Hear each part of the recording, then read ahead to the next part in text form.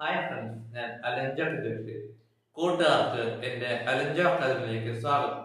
Hi friends, ഇന്ന് ഞാൻ ഇരിക്കുന്നത് ഹിസ്റ്ററി അദ്ദേഹത്തിന്റെ മൂന്നാം ഭാഗമായിട്ടാണ്. ബുദ്ധമത ഗ്രന്ഥങ്ങൾ. വൈശാലി ബുദ്ധമത സമ്മേളനത്തെ തുടർന്ന് ബുദ്ധമത ഗ്രന്ഥ തത്വങ്ങൾ ക്രോഡീകരിക്കപ്പെട്ടു. ബുദ്ധമത ഗ്രന്ഥങ്ങൾ ത്രിപീഠിക എന്നറിയപ്പെട്ടു. ത്രിപീഠികയിൽ മൂന്ന് ഭാഗങ്ങളുണ്ട്. ഒന്നാമത് വിനയപീഠിക, ബുദ്ധസന്യാസിമാർക്കുള്ള പെരുമാറ്റച്ചട്ടങ്ങളും നിർദ്ദേശങ്ങളും. രണ്ട്, സൂത്രപീഠക, ബുദ്ധമത പ്രബോധനങ്ങൾ. അഭിധമ പീഠക, ബുദ്ധമത പ്രമാണങ്ങൾ.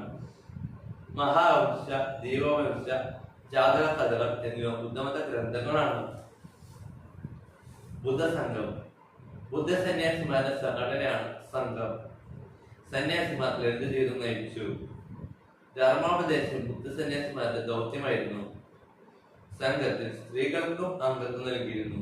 ഇവർ ഭിക്ഷുണികൾ എന്നറിയപ്പെട്ടു.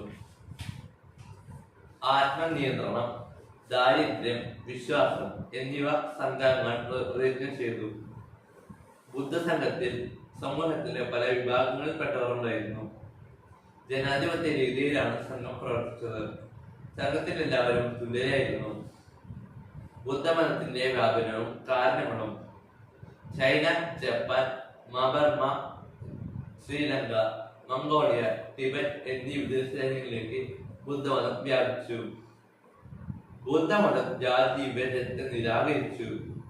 ലളിത ജീവിതത്തിനും മൂല്യങ്ങൾക്കും ബുദ്ധമതം പ്രാധാന്യം നൽകി. പാലി ഭാഷയുടെ ഉപയോഗം. ബുദ്ധസംഘത്തിന്റെ മിഷണറി പ്രവർത്തനങ്ങൾ. ബുദ്ധമതം കച്ചവടത്തെ പ്രോത്സാഹിപ്പിച്ചു. നളന്ദ, തക്ഷശില തുടങ്ങിയ സർവകലാശാലകളുടെ പങ്ക്. രാജകീയ പിന്തുണ പ്രോത്സാഹനവും. മഹായാനവും ഹീനയാനവും. ബുദ്ധന്റെ മരണശേഷം ബുദ്ധമതത്തിൽ രണ്ട് വിഭാഗങ്ങൾ രൂപപ്പെട്ടു: ഹീനയാനവും മഹായാനവും. മഹായാന വിഭാഗം പുതിയ പ്രമാണങ്ങളും ധാർമ്മിക സംഹിതയും രൂപപ്പെടുത്തി. ഹീനയാനം ബുദ്ധന്റെ യഥാർത്ഥ പ്രമാണങ്ങൾ പിന്തുടർന്നു. മഹായാനം ബുദ്ധനെ ദൈവമായി ആരാധിച്ചു. ഹീനയാന വിഭാഗം ബുദ്ധനെ ദൈവമായി ആരാധിച്ചില്ല. മഹായാനം മതഗ്രന്ഥങ്ങൾ സംസ്കൃതത്തിൽ എഴുതി. ഹീനയാന വിഭാഗം മതഗ്രന്ഥങ്ങൾ പാലി ഭാഷയിലാണ് എഴുതിയത്. മധ്യ ഏഷ്യ, ചൈന, ജപ്പാൻ എന്നിവിടങ്ങളിൽ മഹായാന ബുദ്ധമതം ജനപ്രതിനിധി നേടി. ഹീനയാനം ശ്രീലങ്ക, ബർമ എന്നിവിടങ്ങളിൽ ജനപ്രതിനിധി നേടി. ബുദ്ധമത ശില്പങ്ങളും പ്രതീകങ്ങളുമാണ് അടുത്തത് നമ്മൾ പറയാൻ പോകുന്നത്.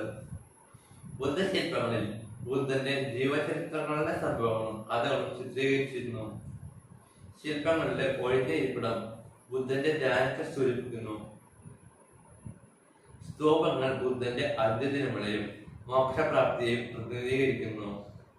ചക്രം സാരനാഥ് പ്രഭാഷണത്തെ സൂചിപ്പിക്കുന്നു.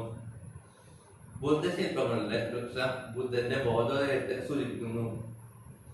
ജനകീയ പാരമ്പര്യങ്ങളുടെ ചിത്രീകരണങ്ങളും ബുദ്ധശില്പങ്ങളിൽ ഉണ്ടായിരുന്നു എന്ന് കരുതപ്പെടുന്നു. ബുദ്ധന്റെ ജീവിതവുമായി ബന്ധപ്പെട്ട 4 പ്രധാന സ്ഥലങ്ങൾ. ലുംബിനി, ബുദ്ധന്റെ ജന്മസ്ഥലം, നേപ്പാളിലാണ്. ബുദ്ധഗയ, ബുദ്ധന് ജ്ഞാനം നൽകിയ ലഭിച്ച സ്ഥലം, ബീഹാറിലാണ്. സാരനാഥ്, ബുദ്ധന്റെ ആദ്യ പ്രഭാഷണം നടത്തിയ സ്ഥലം, ഉത്തർപ്രദേശിലാണ്. കുശിനഗരം, ബുദ്ധൻ നിർവ്വാണം പ്രാപിച്ച സ്ഥലം, ഉത്തർപ്രദേശിലെ മറ്റൊരു സ്ഥലം. ക്ഷേത്ര നിർമ്മാണ രീതികളിലുണ്ടായ മാറ്റങ്ങൾ. ഗർഭഗൃഹം. ആദ്യകാല ക്ഷേത്രത്തിൽ ചതുരാകൃതിയോട് കൂടിയ ഒറ്റമുറികളാണ് നിർമ്മിതികളായിരുന്നു ഉണ്ടായിരുന്നത്. ക്ഷേത്രത്തിലെ ശ്രീകോവിൽ ഗർഭഗൃഹം എന്നറിയപ്പെട്ടു. ശിഖരങ്ങൾ. ശ്രീകോവിലിന് ചുറ്റുമായി ഉയരം കൂടിയ നിർമ്മിതികൾ ഉണ്ടായിരുന്നു. ഇവ ശിഖരങ്ങൾ എന്നറിയപ്പെട്ടു. ശില്പാലങ്കൃതമായ കവാടങ്ങളും നടുത്തളങ്ങളും. ക്ഷേത്രവൃത്തികൾ മനോഹര ശില്പങ്ങളാൽ അലങ്കൃതമായിരുന്നു. ഗുഹാക്ഷേത്രങ്ങൾ. കൂറ്റൻ പാറകളിൽ നിർമ്മിക്കപ്പെട്ട ഗുഹാക്ഷേത്രങ്ങൾ ഇക്കാലത്ത് വികാസം പ്രാപിച്ചു.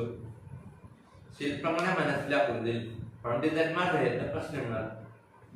ഗ്രീക്ക് ശില്പങ്ങളുമായി താരതമ്യപ്പെടുത്താൻ ശ്രമിച്ചത്. ശില്പങ്ങളുടെ അർത്ഥം മനസ്സിലാക്കുവാനുള്ള ബുദ്ധിമുട്ട്. ഗ്രന്ഥ പാരമ്പര്യമാണ് ഈ താരതമ്യം ചെയ്യുമ്പോഴുള്ള പ്രശ്നങ്ങൾ. ആചാര ആചാരാനുഷ്ഠാനങ്ങൾ സ്ഥിരമായ ദൃശ്യരൂപങ്ങളിൽ ആവിഷ്കരിക്കപ്പെട്ടിട്ടില്ല. Thank you.